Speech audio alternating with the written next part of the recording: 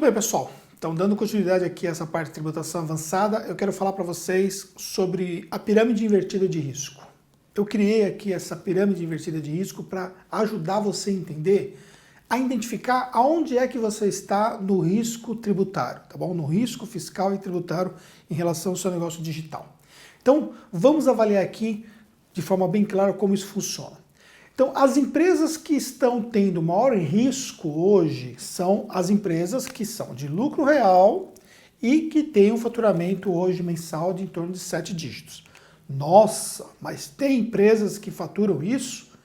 Tem, são poucas dentro do mercado digital, mas tem, tá bom?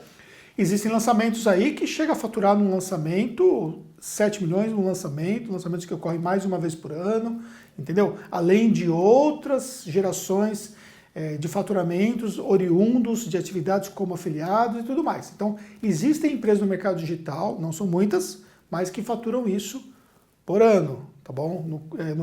No caso aqui eu estou referindo a por mês, 7 dígitos por mês, tá bom?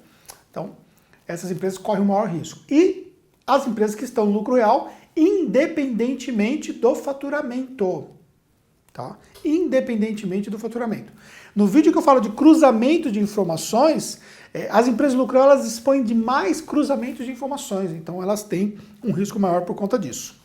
Aí depois nós temos as empresas do lucro presumido e que têm um faturamento de 6 dígitos por mês.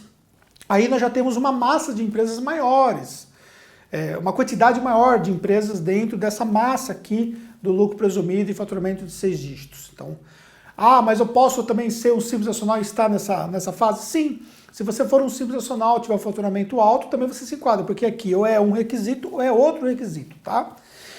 Aí você tem depois as empresas que estão no simples nacional.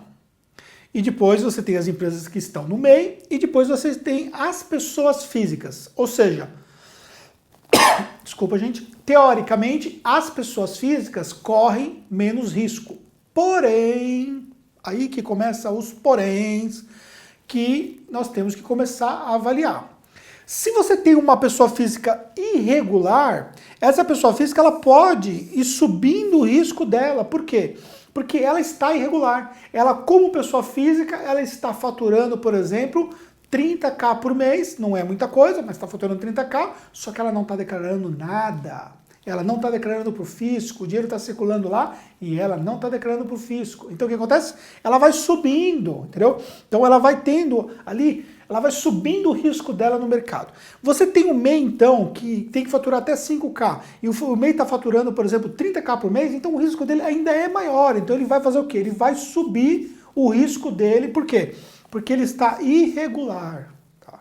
Então, não adianta você pensar que pelo fato de você ser pequeno, sobre o ponto de vista de tamanho de condição tributária e não sobre o ponto de vista de faturamento, que você não está irregular e que você não está correndo risco. Então tome cuidado com relação a isso.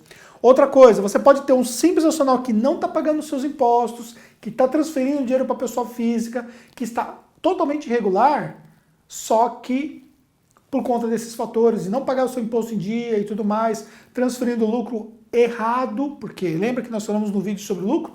Só pode transferir o lucro quem tiver os seus impostos em dia. Então, se você não estiver fazendo isso, o seu risco aqui também no Simples Nacional vai subir. Então, o que eu quero que você entenda é que, assim, você tem fatores naturais de risco e fatores criados de risco dentro do seu negócio. Então você não pode, você tem que tomar cuidado quando você está diante de um fator natural, como é quando você se encaixa nesses fatores que foram citados aqui. Quanto menor for o seu fator, menor será o seu risco. Então aqui as empresas maiores têm um risco maior. Agora, você também não pode se colocar num fator de risco, entendeu? Então é mais ou menos aquela questão médica. A pessoa que tem, por exemplo, ali hipertensão, ela naturalmente tem um fator de risco. Então o que ela tem que fazer? Ela tem que tomar mais cuidado. Agora, a pessoa que fuma, ela tem um fator de risco que ela está criando, que ela está introduzindo na sua vida. Então o fator de risco dela vai ser criado por um ambiente que ela mesma criou. Agora, aquela pessoa que já tem uma doença específica, ela já tem aquele fator de risco na saúde dela que vem oriundo daquela doença. Então ela tem um cuidado. Agora, a pessoa que está criando, ela também tem que ter um cuidado porque ela está criando um fator de risco. Então, para você evitar o seu risco, você tem que tomar cuidado para você não ficar criando o seu fator de risco e aumentando então o seu risco tributário, tá bom? Entendeu? Acho que ficou mais claro para você entender agora. Grande abraço.